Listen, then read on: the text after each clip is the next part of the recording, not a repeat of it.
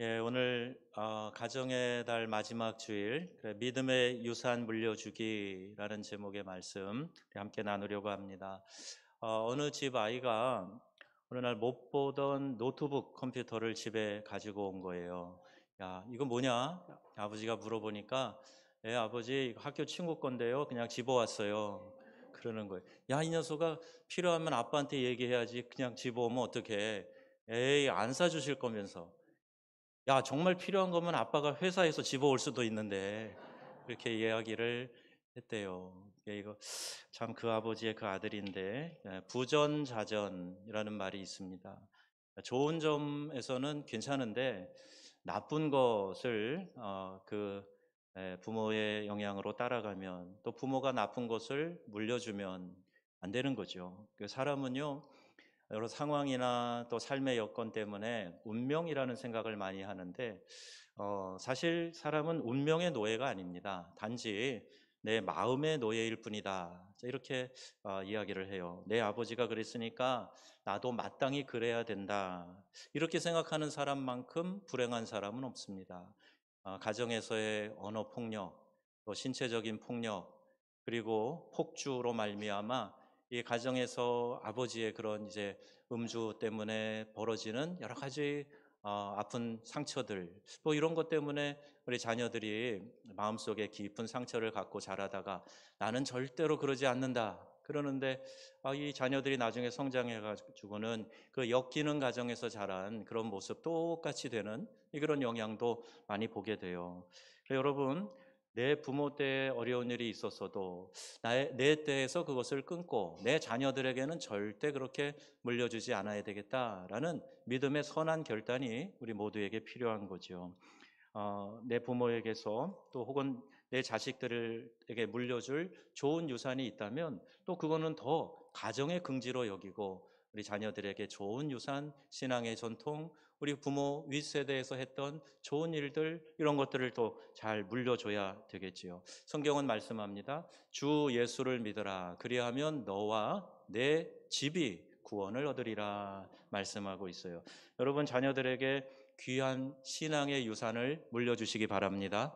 하나님은 내가 예수를 믿어서 나와 내 가정이 구원받기를 원하세요. 또 하나님 안에서 우리 가문이 복을 받기를 원하십니다. 그 복이 오늘 이 말씀을 듣는 여러분 그리고 여러분 자손에게 이어지기를 주님의 이름으로 축원합니다.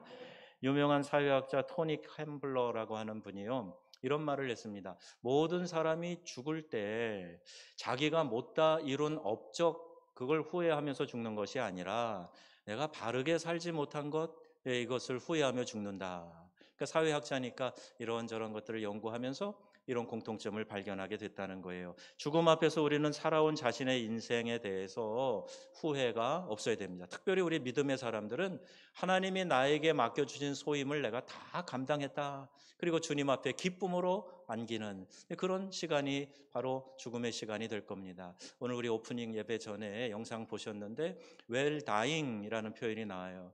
우리가 살아가는 것도 well being, 잘 사는 게 중요하지만 마지막 순간에 어떻게 인생을 마무리하느냐 이것보다 더 중요한 게 없을 것 같아요. 그래서 여러분 더 중요한 가치를 생각하면서 내 사랑하는 아이들에게 좋은 기억을 남겨줘야 되겠다. 이것이 우리 가문의 믿음의 전통이다 할 만한 것, 신앙의 기념비를 세우고 이 믿음의 전통을 물려주는 것. 이거보다 더 귀한 일이 있겠는가? 이 5월 가정의 달을 맞아서 우리는 나와 내 아이들의 현재와 미래에 대해서 한번 깊이 생각해 볼 필요가 있어요. 내가 잘못 뿌려놓은 씨앗들 때문에 우리 자녀들이 고통 가운데 살아서는 안 되잖아요. 그래서 지금이라도 우리가 어떤 믿음의 전통을 심는가에 대해 관심을 가지고 이것에 대해서 함께 생각해 보려고 하는 거예요. 우리 부모님들의 한결같은 소원, 다 자녀들이 잘 되기를 원하는 것 아니겠습니까? 그런데 어떻게 하면 내 자녀들이 잘 될 수 있는가에 대해서는 좀 학습이 부족하다는 생각도 들어요. 분명히 말씀에 이렇게 우리에게 권면하고 있는데 자꾸 세상의 방식을 따라가고, 믿음의 부모들도 세상에서 하는 메시지를 자녀들에게 그대로 전달하고 신앙적인 결단을 하며 하나님에게 복을 받을 수 있도록 가르치고 이끌어야 되는데 그렇게 하지 못하는 경우들을 종종 보기 때문입니다. 여러분, 그들에게 믿음의 유산을 물려주는 거, 이게 최고의 유산을 물려준다는 사실을 여러분 꼭 기억하시기를 바랍니다. 출애굽의 위대한 역사를 성취한 여호수아가 12지파들에게 이 가나안 땅을 분배했지요. 그리고 죽기 전에 그 12지파의 두령들을 다 불러가지고 하는 이야기가 오늘 본문에 나오는 이 말씀이에요.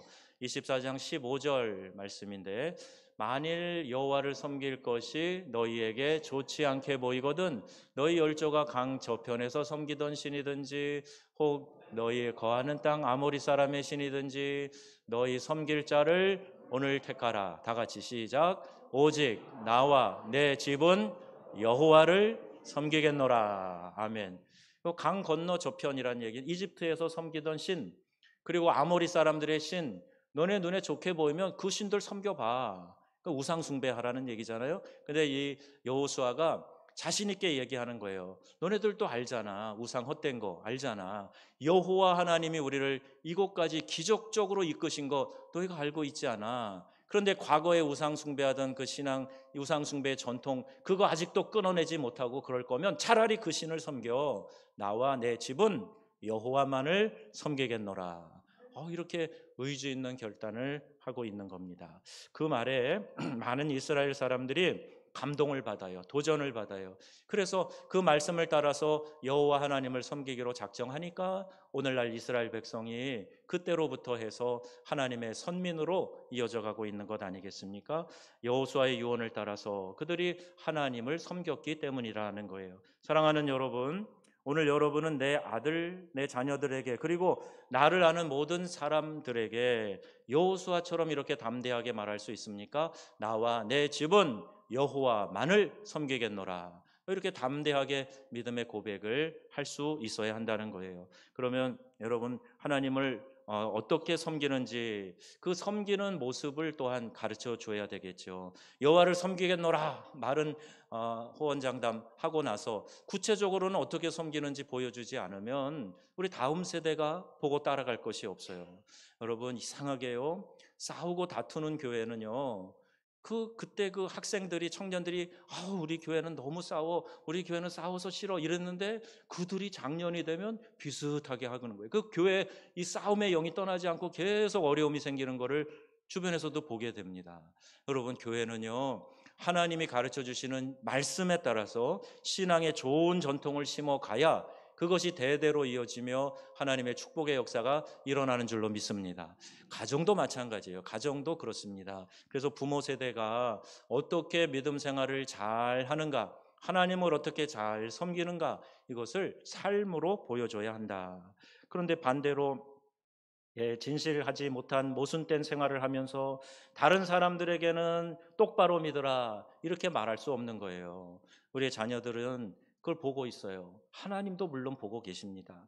우리 사람들이 보고 있을 때만이 아니라 아무도 보지 않을 때 하나님은 보고 계시고 그 중심도 알고 계셔요. 세상의 부귀와 명예를 쫓아 사는 헛된 모습, 이런 거 보여줘서는 안 되겠죠. 말로는 하나님을 잘 섬기라고 하면서 부모님이 세상 같이 따라가느라고 헉헉대고 있다면 자녀들이 그럴 겁니다. 아이고, 말은 그렇게 하시는데 뭐 다를 게 없네, 이렇게 느낄 거예요.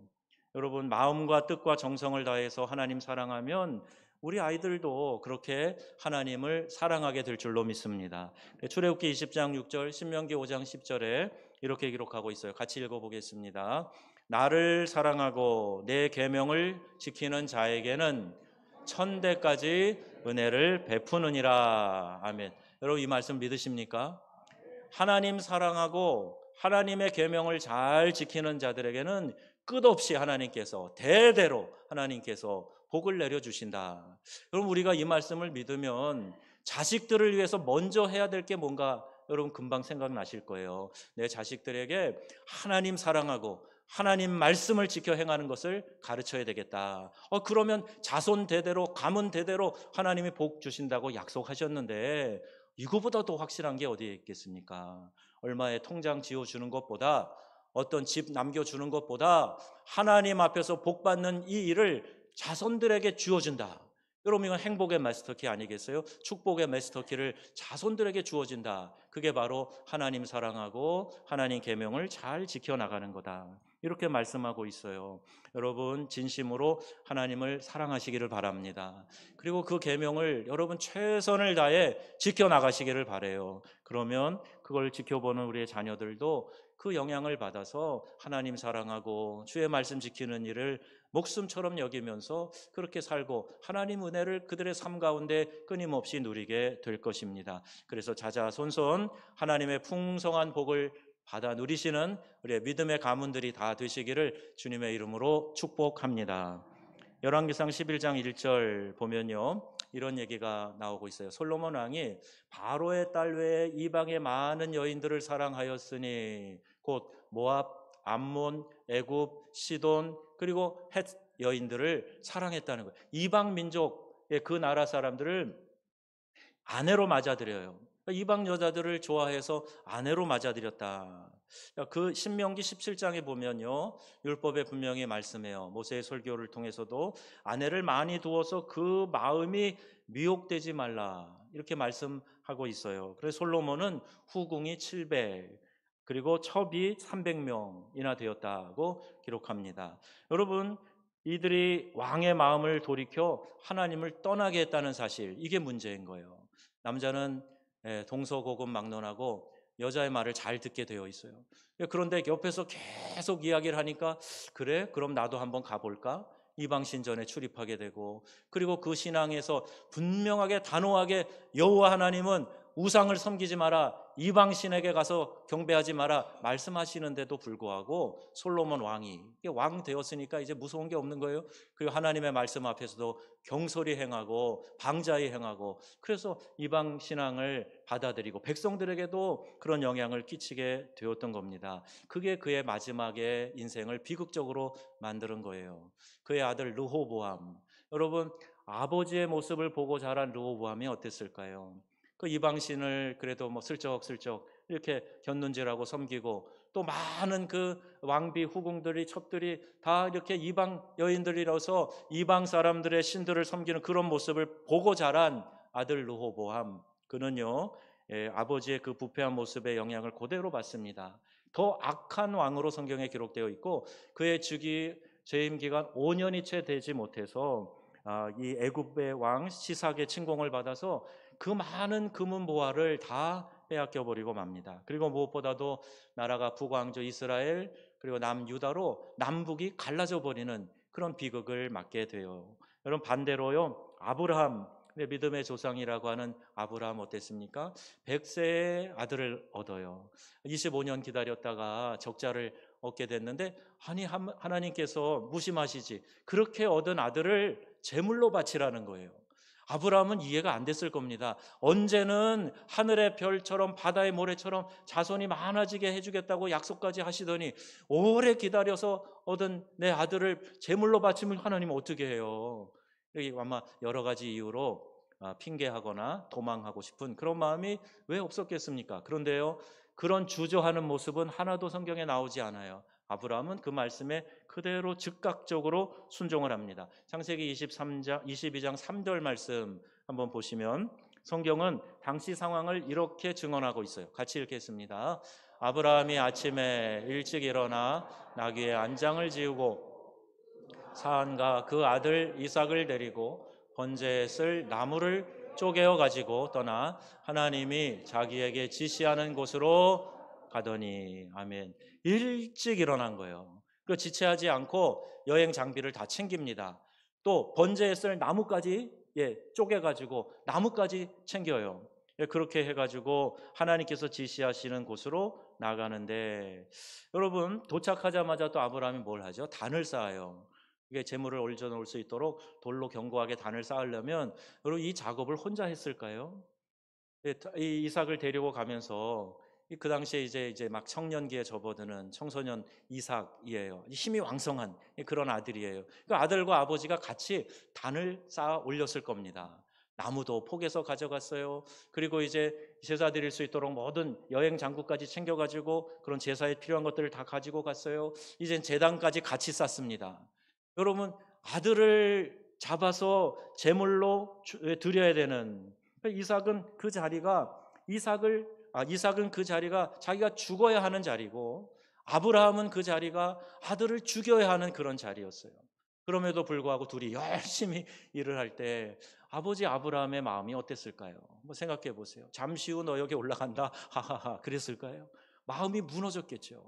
그런데 그 도와주는 아들 묵묵히 아무 소리도 하지 않고, 아들 이삭도 아버지 뭐 하시는 거예요 지금? 재물은 어디 있어요? 하나 물어보는 게 없어요. 그냥 아버지가 하는 대로 도와서 그 일을 합니다. 서로 간에 신뢰가 있는 거예요. 아브라함은 하나님과 신뢰하는 그 믿음이 있었던 것이고, 아들 이삭은 아버지 아브라함을 신뢰하는 그런 상호 관계의 믿음이 있었기 때문에 아버지가 하는 신앙을 그대로 아들이 따라하고 있는 겁니다. 자, 그런 절체절명의 순간입니다. 기막힌 현실 앞에서 담담하게 행동하는 두 사람. 그럼 믿음이 아니고는 도저히 이런 일이 일어날 수가 없어요. 믿음이 없으면요, 조그만 일이 내 주변에 일어나도 너무 불안해. 좌불안석인 거예요. 어떻게 할 줄 몰라가지고 막 안절부절하는 거예요. 믿음이 없으면 믿음이 빠져나간 자리만큼 두려움이 엄습하기 때문에 믿음 없는 자의 대표적인 행동은 그런 겁니다. 불안해하는 거예요. 그리고 두려워 떠는 겁니다. 그런데 이들은 담담해요. 그냥 그 제단을 쌓아갑니다. 여러분, 우리가 믿음을 너무나 값싸게 생각하고 믿음을 또한 감정적으로 생각할 때가 있어요. 내 마음이 동하면 열심히 충성도 하고 뭐 열심히 여기저기 참여도 하고 그러는데, 내 감정이 상하면, 마음이 동하지 않으면 아무것도 하지 않으려고 하는 거예요. 이건 진짜 믿음이 아닙니다. 믿음은요, 하나님의 명하신 말씀에, 주님이 기뻐하시는 뜻에 순종해서 반응하는 거예요. 토달지 않고 기쁨으로 반응하는 거예요. 그렇기 때문에 여러분, 우리 많은 이 오늘날 성도들 가운데 믿음의 희생을 찾아보기 어려운 그런 반쪽짜리 믿음들이 있어요. 진짜 믿음은 항상 하나님 앞에 헌신하고 희생하고 하는 것이 자연스럽게 따라옵니다. 아브라함은요, 하나님이 말씀하시니까 그대로 순종하잖아요. 이 모습을 아들이 보았어요. 아버지를 통해서 그는 고통이라도 하나님의 뜻이라면 그대로 해야 된다 하는 것을 배운 거죠. 보세요. 아브라함은 아들 이삭에게 양 몇백 마리, 소 몇백 마리, 땅 얼마큼 이거 아들에게 나눠준다는 얘기가 그 앞에 나오질 않아요. 아버지 아브라함은 아들 이삭에게 자신이 어떻게 하나님을 경외하는지 그 믿음을 유산으로 지금 남겨주고 물려주고 있는 거예요. 그 결과 아브라함이 죽은 후에 하나님께서 이삭에게 복을 주셨죠. 그게 창세기 26장에 나오는데요. 12절 말씀을 같이 읽어보겠습니다. 이삭이 그 땅에서 농사하여 그 해에 100배나 얻었고 여호와께서 복을 주심으로 그 사람이 창대하고 왕성하여 마침내 거부가 되어. 아멘. 누가 복을 주셨어요? 여호와 하나님께서 복을 주셨다. 그러니까 농사를 지어도 막 100배의 결실이 일어나고요, 하나님이 복을 주심으로 이 사람이 창대해지고 왕성해져서 마침내 거부가 되었다. 성경은 이렇게 말합니다. 아무것도 물려줬다는 얘기는 없지만 하나님을 믿는 그 믿음의 유산을 남겨줬더니 아들 이삭 때에 이렇게 번성하게 되었다. 성경은 증언하고 있는 거예요. 사랑하는 여러분, 믿음이 뭡니까? 신앙생활 여러분에게 어떤 의미입니까? 믿음이라는 것은 내가 믿는 하나님을 향한 마음을 다른 사람들이 보고 인정해 줄 때 그 진짜 믿음의 가치가 있는 거예요. 내가 어떻게 주님을 사랑하는지 내 가정과 아이들에게 그들의 눈으로 보여주는 것, 이게 진짜 믿음입니다. 자녀들은 눈으로 본 그대로 행한다고 그랬어요. 여러분, 내 자식들이 정말 복 받기를 원하면서 자식들이 은혜 받고 복 받는 자리, 예배의 자리, 하나님 섬기는 자리, 그것을 적극적으로 참여하도록 권유하지 못하는 이유는 뭡니까? 만약 그렇다면 여러분, 정말 복의 근원이 하나님이시라고 확실히 믿고 있느냐? 그것부터 점검해 보셔야 돼요. 하나님이 복을 주시니 부모가 물려주지 않아도 이렇게 큰 은혜와 복을 누렸고 마침내 거부가 되었다. 그 당시에 가장 필요한 것들을 다 공급하시지 않았겠어요? 여러분 믿음의 유산을 자녀들에게 꼭 전하시기를 바랍니다. 우리 교회 다음 세대를 위해서 우리 교육자들과 또 우리 선생님들 얼마나 수고하시는지 몰라요. 오늘 아침에 우리 중고등부 예배에 부모 초청해가지고 같이 예배드리고 같이 이렇게 아마 신앙의 도전들도 했겠지요. 가정에서 믿음 교육, 신앙 교육 잘 해야 됩니다. 막 그런 얘기 나눴겠죠. 여러분 이렇게 함께 힘쓸 때 내 자녀들이 믿음의 대열에서 앞장서 갈 수 있도록 여러분 기도해 주시고 적극적으로 권면하고 그들을 이끌으셔서 하나님의 축복의 대열에 서는 내 자녀들 되도록 주님 안에서 은혜 받고 살아갈 수 있도록 인도하는 그런 부모님들 다 되시기를 바랍니다. 그래서 자녀들에게 정말 그들을 사랑한다면 기도하는 모습 보여주세요. 헌신하는 모습 보여주세요. 그들을 사랑하는 모습 보여주세요. 월삭에 우리 자녀들과 함께 하려고 굳이 토요일로 미뤄서 일일이 아니어도 함께 같이 기도하자고 날을 정했는데 자녀들 쿨쿨 자게 두지 마시고 야 가자 이렇게 가서 기도하고 하나님 은혜를 사모해야 이 한 달 또 하나님 주시는 복을 누리지 않겠느냐. 이런 도전을 좀 해보세요. 사랑하는 모습도 보여주시고 아이들에게 신앙의 산 증인으로 살아있는 그 믿음의 모델이 되어주시라는 말씀입니다. 미국의 대통령 가운데 흑인 노예를 해방해서 전 세계적으로도 그렇고 미국에서도 지금까지 존경받는 대통령이 에브람 링컨 아닙니까?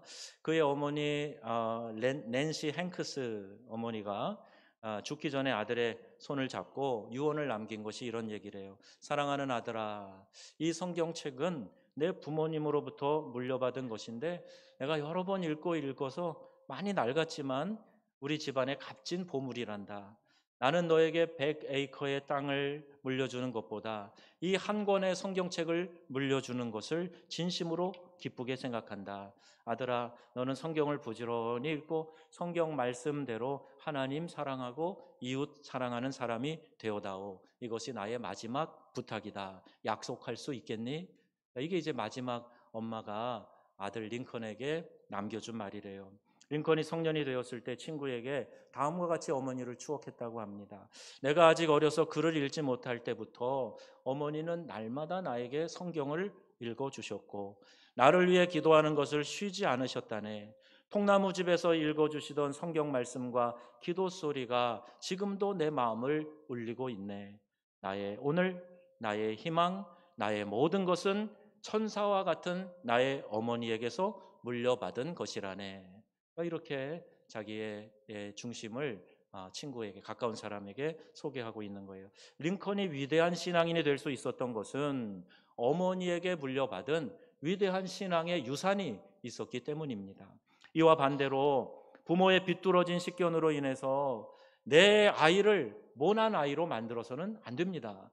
아이들이 모르는 것 같아도 다 알고 있어요. 다만 모른 척 할 뿐이에요. 내 부모님이니까 그냥 부모님 편이 되어주고 싶을 뿐이지 그 아이들도 마음속에 판단을 다 하고 있는 겁니다. 그리고 그 아이가 좀 더 자랐을 때에는 아버지를 어머니를 존경하지 않거나 그 아버지와 어머니가 믿는 하나님을 버리게 될지도 몰라요. 신앙을 가졌다고 하면서 우리 부모님이지만 참 위선적이야. 신앙을 가졌다고 하면서 우리 부모님이지만 슬쩍슬쩍 거짓말하고 옳지 않게 사는 모습 내가 봤잖아. 그거 신앙 별로 대단한 거 아니야. 하나님을 믿어도 큰 영향 없어. 이렇게 생각하면 여러분 쉽게 하나님을 떠나게 됩니다. 여러분 그렇다면 그 책임은 누가 져야 되겠어요? 빌 하이벨스 목사님이 쓴 책 가운데 아무도 보는 이 없을 때 당신은 누구인가? 이런 제목의 책이 있습니다. 사람들은 누구나 남의 시선을 의식할 때에는 나름대로 최선을 다합니다. 누가 보고 있다 그러면요. 그래도 그 사람에게 좋게 보이려고 그래도 노력하는 그런 모습이 있어요. 점잖은 체면 문화의 지역에서는 그런 것이 더 심하죠. 그러나 아무도 보는 사람이 없을 때 어떻게 하는가? 사실은 아무도 보는 사람이 없을 그때에 그의 인격이 행동으로 나타난다는 거예요. 그렇다면 오늘 저와 여러분은 아무도 보는 이가 없을 때에도 여전히 믿음의 사람입니까? 만약 내 눈이 아닌 하나님의 눈으로 본다면 나는 어떤 사람일까요? 내 눈이 아닌 내 남편의 눈, 내 아내의 눈으로 본다면 지금의 나는 어떤 모습일까요? 내 눈이 아닌 내 목회자의 눈으로, 내 눈이 아닌 내 아들의 눈으로 본다면 오늘 나는 어떤 사람이라고 말해질 수 있을까요? 저희가 이제 코칭 실습할 때 여러 질문들을 던지게 되는데 질문 중에 이런 게 있어요. 당신은 당신을 누구라고 생각하십니까? 이렇게 물어봐요. 당신은 누구라고? 그렇게 지금 여러 가지 생각과 사고를 말씀하셨는데 그럼 당신은 누구십니까? 이렇게 물어봐요. 그러면 자기가 자기 자신에 대해서 이런저런 성찰을 하면서 이야기를 해요. 나는 이러이런 면이 있는 사람 같아요. 나는 이런 면에서는 좀 약하지만 이런 면에 또 강점이 있는 것 같아요. 그렇게 이야기를 하는 그 기법이 있어요. 우리 성도들은 종종 우리 자신에게 물어봐야 됩니다. 나는 누구일까? 이 상황에서 예수님이라면 어떻게 하실까? 믿음의 정체성을 가진 나는 이 상황에서 어떤 반응을 해야 될 것인가? 이거 스스로 묻고 대답하는 그런 삶이 필요합니다. 그게 바로 하나님의 시선으로 나를 볼 때, 내 자녀의 시선으로 부모를 볼 때, 내 아내와 남편으로 그 시선으로 나를 볼 때 내가 누구인지와 깊은 연관이 있기 때문이에요. 여전히 믿음의 사람이라고 나는 말할 수 있는가? 나는 스스로 어떤 사람인가? 겸손한 하나님의 사람이라고 말할 수 있는가? 아무도 보지 않아도 내 생각 속을 아무도 뒤돌아보지는 않지만 하나님은 지켜보고 계실 텐데 외형으로만 포장된 그 포장지가 아니라 깊은 내면에 내 중심의 나를 하나님은 뭐라고 평가하실까? 이런 평가가 필요한 거예요. 만약에 그 분야의 전문가가 당신에게 조언을 한다면 뭐라고 얘기할 것 같습니까? 이런 질문도 코칭에서 하는데 하나님이 나를 바라보신다면 나 아무개야. 나 아무개에 대해서 하나님은 뭐라고 이야기하실까? 이것을 한번 스스로 생각해 보자는 거예요. 그러려면 먼저 여러분 내면에 자리 잡고 있는 분노와 절망을 걷어내셔야 됩니다. 분노와 절망 대신에 여러분 평화로운 마음으로 살아가시기를 바랍니다. 지금 이 시간부터 나는 감정과 기분의 포로가 아니다. 내 안에 숨겨진 하나님의 능력으로 살아가겠다. 평강의 왕이신 예수님을 모신 사람답게, 평강의 왕이신 예수님과 동행하는 사람답게 이 평화를 놓치지 않고 살아가리라. 나는 하나님과의 특별한 관계에 있다. 여러분 이렇게 마음으로 외치시고 결단하시기를 바랍니다. 믿음의 결단은 우리 영혼을 치료하는 약이에요. 지금 성령의 힘이 운행하시는 때에 모든 낡고 어리석은 생각으로부터 해방되시고, 그리고 이제부터라도 내 아이들에게 분노와 절망의 감정을 절대로 물려주어서는 안 됩니다. 이삭은 그 자식들을 축복했어요. 야곱도 그 자식들을 축복했어요. 믿음으로 살다가 믿음으로 죽어서 하나님 앞에 받았던 축복과 약속과 비전, 이것을 남기고 떠났습니다. 이것이 그들의 인생이었어요. 사랑하는 여러분, 믿음 중에 최고의 믿음은 자녀를 축복하는 믿음이에요. 믿음의 절정은 축복하는 그 순간입니다. 이 땅에서도 영원히 대를 이어가고 영원히 남는 믿음은 바로 이 축복하는 믿음이라는 거죠. 신앙의 총결산은 마지막 날 내가 남기는 이 축복에 의해서 판가름이 납니다. 성도가 가장 가진 가장 중요한 위대한 재산이 뭐냐? 영적 자산이 바로 이 축복권이에요. 특별히 부모는요, 자식을 향한 이 축복의 권세를 위임받은 사람이에요. 가정의 제사장으로 그 자녀들을 축복할 수 있는 권한을 가지고 있는 분이 부모님들이란 말이에요. 그럼 그 권한을 사용하셔야 되지 않겠습니까? 하루에 한 번 자녀를 축복하라. 롤프 가복의 책 이야기를 몇 번 드렸는데 매일매일 자녀들을 축복하고 가까이 있는 자녀들 머리에 손을 얹고 안수하며 축복하고 끼어안고 그들을 축복하고 이런 권한을 마음껏 사용해야 된다는 거예요. 서양 속담에 이런 말이 있습니다. 그 부모의 손끝에는 하나님이 계신다. 그러므로 사랑하는 여러분, 자녀들에게 내가 축복의 손을 내밀어야 되지 않겠습니까? 그리고 어느 때라도 우리 아버지, 어머니는 믿음대로 살려고 몸부림쳤다라고 하는 이 풍성한 유산, 이것을 자녀들에게 물려주시는 우리 귀한 명성의 가족들 되시기를 바랍니다. 여러분, 가정에서 자녀들에게 물려주는 가장 큰 자산이 바로 이 복을, 이 축복의 권한을 나눠주는 거예요. 학교도 집도 또 좋은 식당 가게도 바꿀 수 있어요. 심지어 교회를 옮기는 분들도 계셔요. 그러나 가정 바꿀 수 없습니다. 내 마음에 들지 않는다고 아버지와 어머니, 자녀 바꿀 수 없어요. 그렇기 때문에 좋은 가정에서 살아가는 거 놀라운 복이죠. 그런데요, 이 좋은 가정에서 살아가는 것보다 내가 또 진실되게 이 좋은 가정을 만들어가는 거, 이것도 더 큰 복이라고 말할 수가 있겠어요. 여러분과 함께 하나님께서 나누어 주시는 이 놀라운 은혜가 늘 지속될 수 있기를 축복합니다. 그다음 내 가정을 건강하고 아름답게 만들기 위해 필수적인 것이 뭐겠습니까? 건강한 믿음의 유산을 이어가는 거죠. 사랑하는 아들에게, 가족들에게 이 진실한 믿음을 보여주는 겁니다. 그래서 여러분은 자녀들에게 어떤 유산을 물려주시려고 합니까? 우리 조상들은요, 우상 숭배를 자손들에게 오랫동안 물려줬어요. 3,500년 동안 이 땅은 샤머니즘이 지배를 하고 있어요. 그 무속 신앙의 영향이 지금까지도 깊은 뿌리 속에서 틈만 나면 싹을 틔우고 있습니다. 귀신 섬기는 습관 이런 거 물려줬어요. 그래서 지금 이 멀쩡한 때에도 귀신 섬기는 것 때문에 손 있는 날, 손 없는 날 따지고 이사도 마음대로 못하고 여러 가지 제약을 받으면서 불편하게 살아가는 사람들, 돼지머리 놓고 고사 지내는 습관 물려줬어요. 술과 도박, 축첩으로 어그러진 깨어진 가정의 모습, 그런 걸 보여주는 경우도 많이 있었어요. 선교사님들이 오셔가지고 이 민족은 술 먹고 도박하면 안 되겠다, 그래서 금주 금연 이것을 신앙의 덕목으로 강조하고 오늘 우리 한국교회 전통이 되어져 있지 않습니까? 여러분, 우리의 삶은 복음으로 말미암아 변화된 삶이 되어져야 됩니다. 하나님 안에서 새로워진 피조물처럼 하나님의 자녀다운 그런 품성으로 우리의 신앙생활이 영위 되어야 한다는 거예요. 에베소서 4장 22절 말씀 이렇게 말씀하고 있어요. 같이 읽습니다. 너희는 유혹의 욕심을 따라 썩어져가는 구습을 쫓는 옛사람을 벗어버리고 오직 심령으로 새롭게 되어 하나님을 따라 의와 진리의 거룩함으로 지으심을 받은 새 사람을 입으라. 아멘. 이미 구원받은 하나님의 자녀라고 할지라도 옛날에 그 누더기 옷, 낡은 옷 이런 거 벗어 던져야 돼요. 그래야 새 사람을 입을 수가 있다는 얘기입니다. 죄악의 구습을 쫓지 말고 유혹의 욕심을 따라 살지 말고 의와 진리의 거룩함을 쫓아 살아서 새 사람을 입으라 말씀하고 있어요. 여러분, 이 말씀이 우리 모두에게 도전이 되기를 바랍니다. 그냥 형식적으로 이름만 포장지만 아니라 내 속 사람이 변화되어져 가서 진정한 신앙인의 모습으로 보여질 때 우리의 자녀들이 자연스럽게 그 믿음의 대열에 동참하게 되지 않겠습니까? 사랑하는 여러분, 제일 좋은 유산 뭐라고 생각하십니까? 자녀들에게 무엇을 주시렵니까? 오직 믿음, 하나님 순도 높게 사랑하는 그 믿음, 믿음의 헌신을 보여주는 부모님의 삶의 모습, 이와 같은 것들을 유산으로 물려주시기를 바랍니다. 저와 여러분이 좋은 믿음의 본을 보여줘서 우리의 자손들이 큰 은혜와 복을 받는 멋진 믿음의 후예들이 다 되기를 우리 주 예수님의 이름으로 축원합니다. 아멘.